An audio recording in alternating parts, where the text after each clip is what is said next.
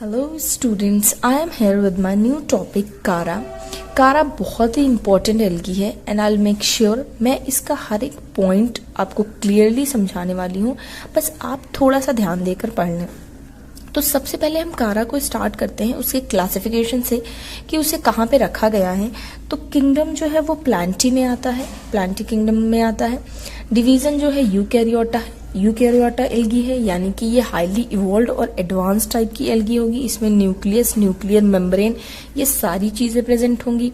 Sub division जो आता है क्लोरोफाइकोटा में। क्लास की बात करें तो क्लोरोफाइसी क्लास से बिलोंग करता है। And then order is Charales and family Characeae. Genus तो कारा है। अब इसकी बात करते हैं कि इसका हैबिट कैसा है। It is commonly called stonewort because there is deposition of silica. इसको जनरली हम लोग कॉमनली क्या बोलते हैं, स्टोन वर्ट बोलते हैं, क्योंकि इसमें सिलिका का डिपोजिशन होता है। It resembles Equisetum, it looks like a small plant. ये इक्विसिटा की तरह दिखता है और एकदम ये छोटे प्लांट की तरह दिखता है। एकदम ऐसा लगेगा छोटा सा कोई प्लांट है, जबकि है ये एक एल्गी, लेकिन ये एकदम छोटा सा प्लांट दिखेगा। ऐसा लगेगा कि इसमें ब्रांचेस हैं, रूट्स हैं, राइजोइड्स हैं। तो आइए देखते हैं हैबिटेट की बात करें कि ये पाया कहाँ जाता है कारा।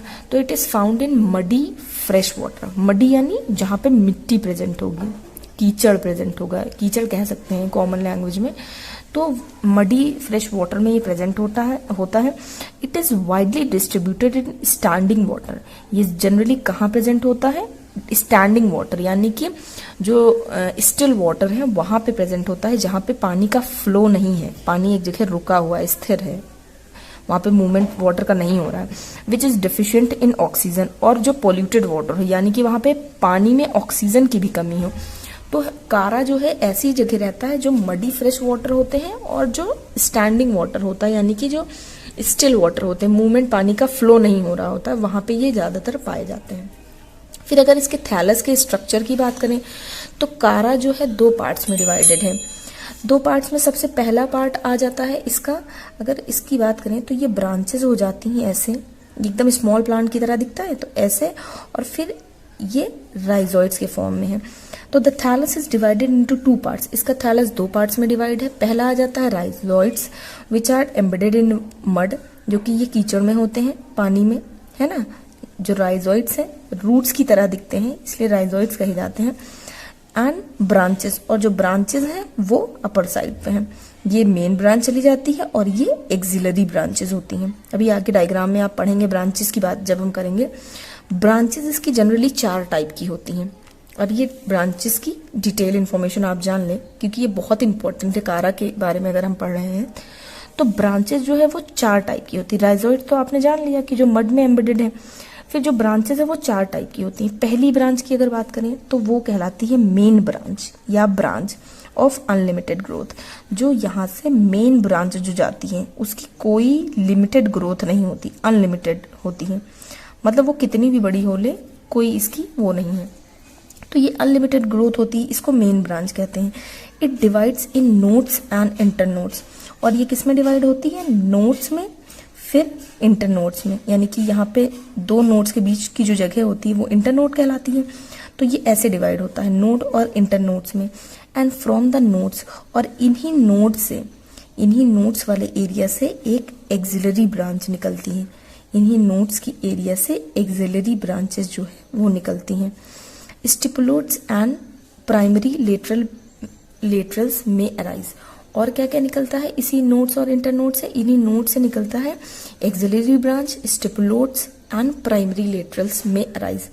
इनसे जो है ये सारे ब्रांचेस जो है अराइज होती हैं। अभी आगे आप डायग्राम में देखेंगे। नेक्स्ट आता है एक्सिलरी ब्रांच। कौन सी होती है, एक्सिलरी ब्रांच वही होती है जो मेन ब्रांच के नोड से निकलती हैं, वो कहलाती है एक्सिलरी ब्रांच। फिर उसके बाद अगर थर्ड ब्रांच की बात करें तो थर्ड ब्रांच आती है जिसकी ग्रोथ जो है लिमिटेड होती है। यहाँ पे आप देखिए लिमिटेड ग्रोथ होती है इनकी, ये बहुत छोटी छोटी होती हैं। Also arises from the node, और ये भी एक नोड से अराइज होती हैं। फोर्थ ब्रांच की अगर बात करें तो फोर्थ ब्रांच होती है फ्रॉम प्राइमरी लेटरल से बनती है। दे आर यूनिसेलुलर होती है। आउटग्रोथ, यूनिसेलुलर आउटग्रोथ होता है, जैसे यहाँ पे देख लें यूनिसेलुलर आउटग्रोथ होता है जिसमें 6 organ arises from the axis of the stipulodes, इसको स्टिपुलेट्स बोलते हैं। और इसी से जो है सेक्स ऑर्गन अराइज होता है, यानी कि प्राइमरी लेटरल से ही स्टिपुलेट्स अराइज होते हैं और इन्हीं स्टिपुलेट्स में क्या होता है, सेक्स ऑर्गन्स प्रेजेंट होते हैं। तो अगर हम डायग्राम की बात करें तो यहाँ पे आप समझ सकते हैं, इस डायग्राम को देखिए कि जैसे ये कारा है, कारा एकदम जैसे लग रहा है प्लांट की तरह, स्मॉल प्लांट की तरह स्ट्रक्चर है इसका। यहाँ पे आप देखिए ये मड में क्या है, राइजोइड्स हैं। फिर ये मेन ब्रांच जा रही होती है, ये मेन ब्रांच अनलिमिटेड ग्रोथ की होती है। इस मेन ब्रांच के नोड से जो ब्रांचेस जाती हैं उनको एक्सिलरी ब्रांचेस कहते हैं। ये जो ब्रांचिंग हुई होती हैं इनको एक्सिलरी ब्रांच कहते हैं, ये एक्सिलरी ब्रांच। अब क्या होता है कि इन्हीं एक्सिलरी ब्रांच की जो नोड्स होती हैं उन पे जो छोटी छोटी लिमिटेड ग्रोथ होती हैं वो लिमिटेड ग्रोथ की ब्रांचेस होती हैं, ये भी नोड से अराइज होती हैं, ये ब्रांच ऑफ लिमिटेड ग्रोथ की होती हैं। फिर उसके बाद इनमें आती हैं प्राइमरी लेटरल्स निकलती हैं जहां से स्टिपुलेट्स अराइज होते हैं और इन्हीं स्टिपुलेट्स में सेक्स ऑर्गन अराइज होते हैं। तो ये 4 टाइप की ब्रांचेस आपने पढ़ी।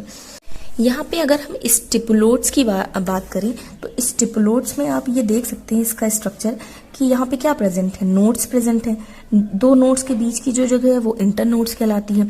फिर इसी प्राइमरी लेटरल्स में ही उसके नीचे यहाँ पे न्यूक्लियल प्रेजेंट होता है और उसके जस्ट नीचे ग्लोब्यूल प्रेजेंट होता है।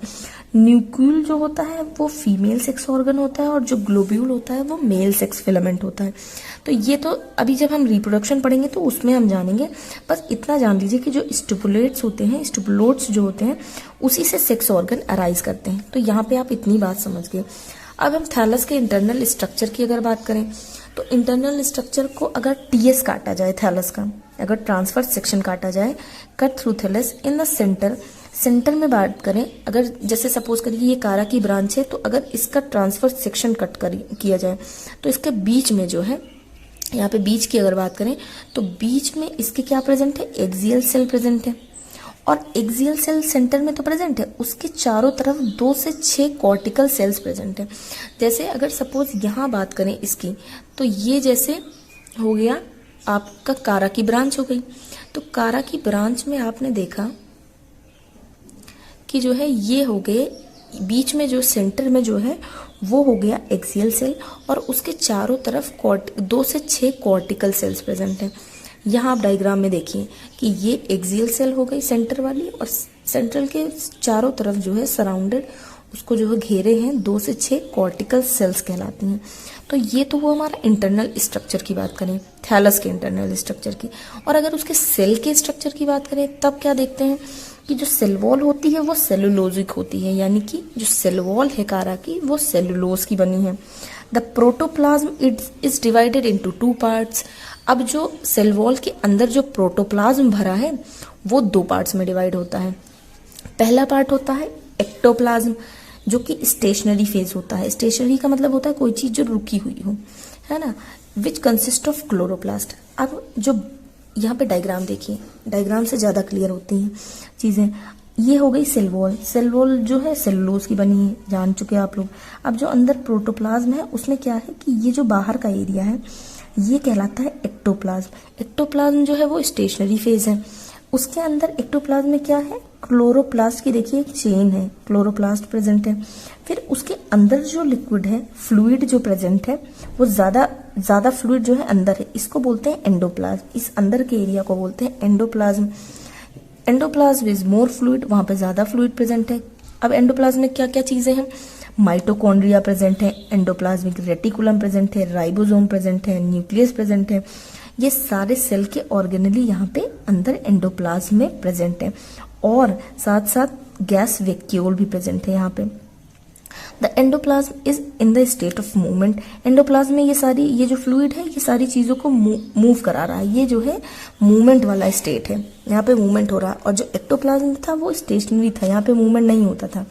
तो स्ट्रीमिंग मूवमेंट ये जो हो रही है इसको बोलते हैं साइक्लोसिस, यानी कि this streaming movement is known as cyclosis. ये जो मूवमेंट इस एंडोप्लाज्म में हो रहा है इसको बोलते हैं cyclosis. In the centre there is a large vacuole. Centre में जो वैक्यूल प्रेजेंट है वो बहुत बड़ा वैक्यूल प्रेजेंट है और इसकी जो साइक्लोसिस हो रही है वो किसकी वजह से हो रही है, is due to protein fibrins. अब हम स्ट्रक्चर की बात करें तो यहाँ पे आप देख ही सकते हैं कि ये सेल वॉल है, एक्टोप्लाज्म है, स्टेशनरी फेज है, क्लोरोप्लास्ट की एक लेयर है, फिर उसके अंदर एंडोप्लाज्म है, एंडोप्लाज्म मूवेबल है, उसमें सारे सेल ऑर्गेनेल प्रेजेंट है, mitochondria, endoplasmic reticulum, ribosome, nucleus, ये सारी चीजें प्रेजेंट है, गैस वैक्यूल बड़ा सा प्रेजेंट है यहाँ पे। फिर ये सारी चीजें जो है वो मूवमेंट कर रही हैं और इस मूवमेंट को कहते हैं साइक्लोसिस। तो आई होप कि यहाँ तक सारी चीजें आपको कारा के बारे में समझ में आ गई हो। नेक्स्ट वीडियो में हम उसके रिप्रोडक्शन की बात करेंगे।